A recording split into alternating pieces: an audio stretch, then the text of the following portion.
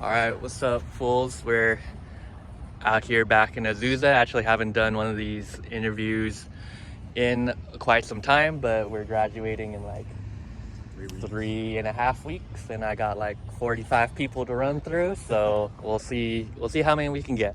But today we are out with my friends Jeff and Ariana. Say hi. Nice. And typically the first question that I'll ask is, how do we know each other? And this is just kind of a continuation of the series that I've been trying to do, interviewing all of my classmates. So obviously I know y'all from PT school. And then second question is normally, what's your career trajectory? And we know, hopefully, you guys still want to become physical therapists after all of this. So the question typically has been, what setting or what population do you guys want to work with? So. Originally, I would have liked to work in the neuro population. That was my first option when I was talking about clinical rotations, and that has changed back into the ortho population. It wasn't a rough experience, but I was working in a acute rehab setting where we had to work with a lot of brain injuries, strokes, and complex post-op. And a lot of these patients are very dependent in max assist and overweight. And so me being on the smaller side of, the spectrum, I would have to do a lot of these heavy lifting myself, and I actually hurt myself the first couple weeks into my rotation.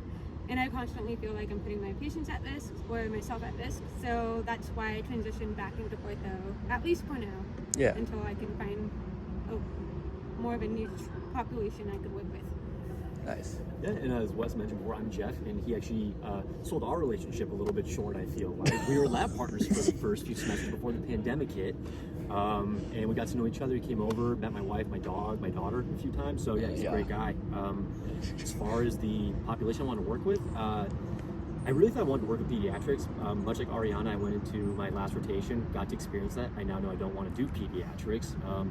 Kids are awesome, super cute. It's just a completely different set of skills and a completely different set of requirements, and it's almost just like a completely different kind of therapy. So orthopedic outpatient, dabble in maybe with some kids, like high school age athletes, things of that nature, because I really do enjoy working with the kids. And as Wes also mentioned, he wants to ask about a cause that's important to us. I've always been really passionate about trying to curtail or help reduce childhood obesity.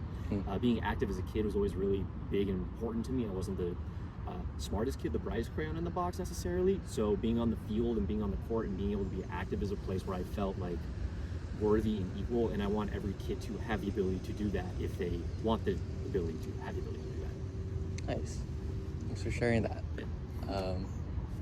Ariana, do you have a kind of a cause that you also feel like it's important, but at the same time might not get as much attention as it deserves in the news? Yes, actually, I am hard of hearing, and I would consider myself deaf pretty much. And a lot of the people in the deaf and hard of hearing communities, they have difficulty getting access to medical care just because of the communication barriers.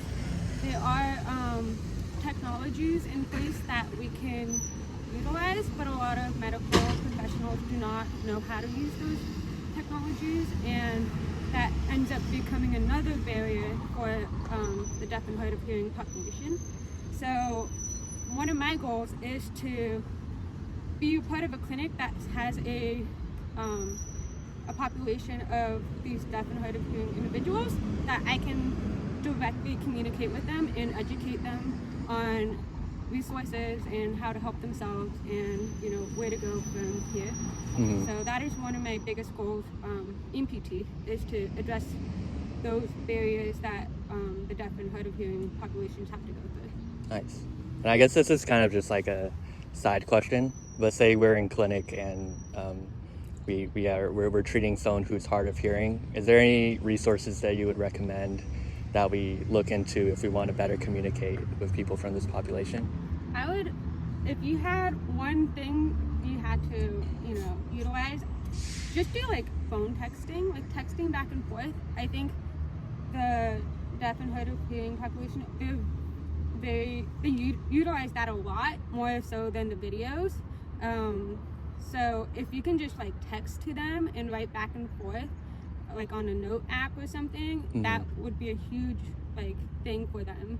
And also just learning some basic sign language. You can find them anywhere on Google, just your basic words, just like how you would, find translations for like Spanish or any other language. You can do the same for sign language. So. I did that the first week we were in the pod together. I came in, I was like, how are you, and stuff like that. Yeah, she's like, that's really bad, but I appreciate it. As long as you try. I think that's the biggest thing, because a lot of us feel like we get ignored. So if you just try to be inclusive and just try to help them and try to find ways to communicate, I think that's a huge like step towards that.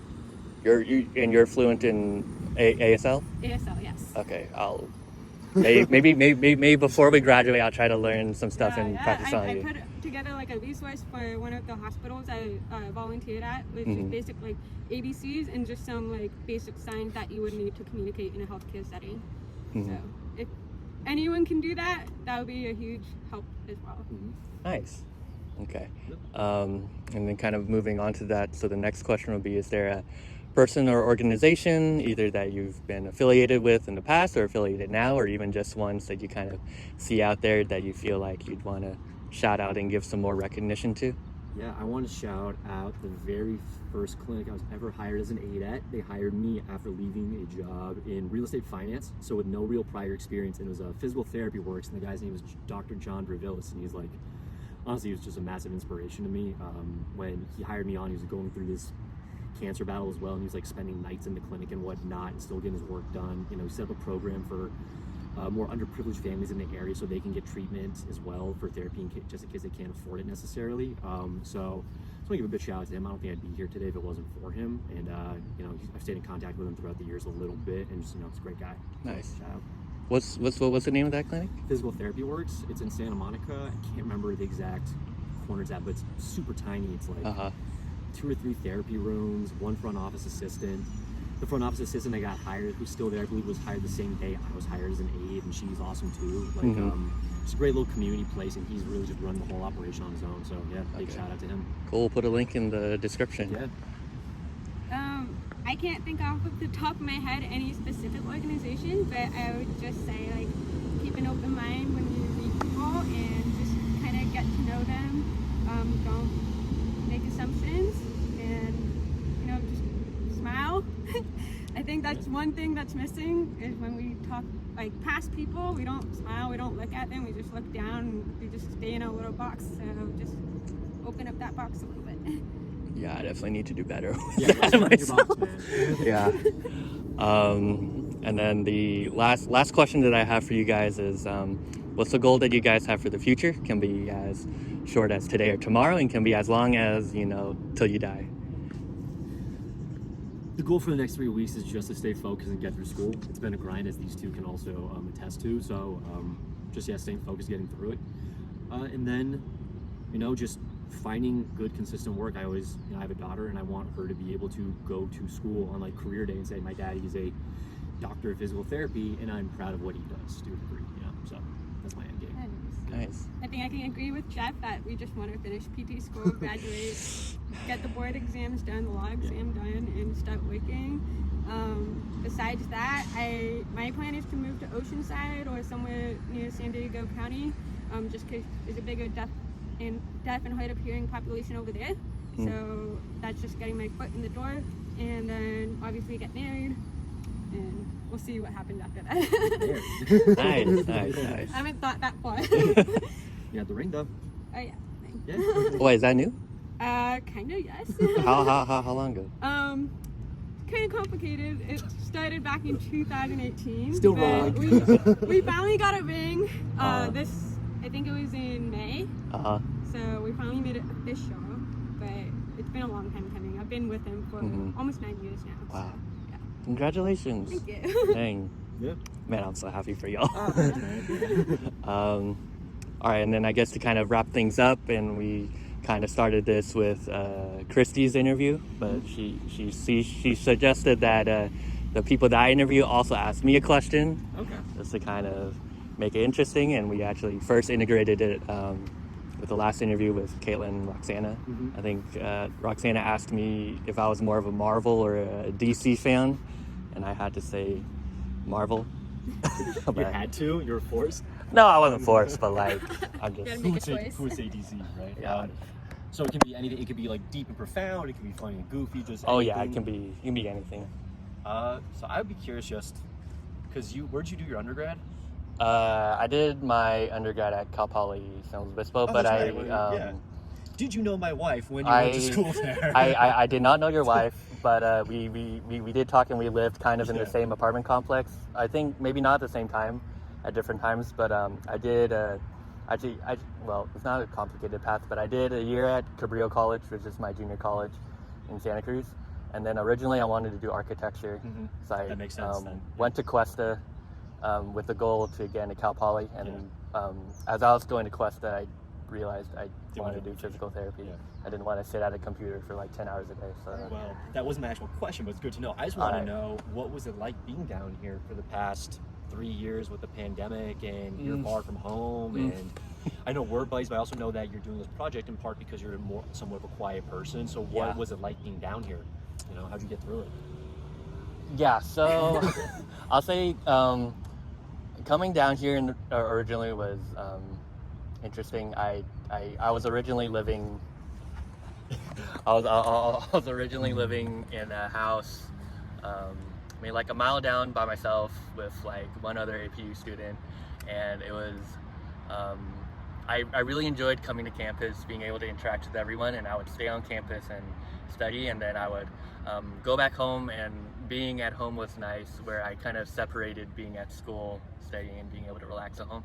So then when the pandemic hit, it was like really bad, because like now I had to study in this place that I've kind of designated to relax, and I just ended up, I think I waited like 2 or 3 days before finals started and just started like really studying, and then I'm still here, so I didn't fail. Don't follow that advice in the future. No.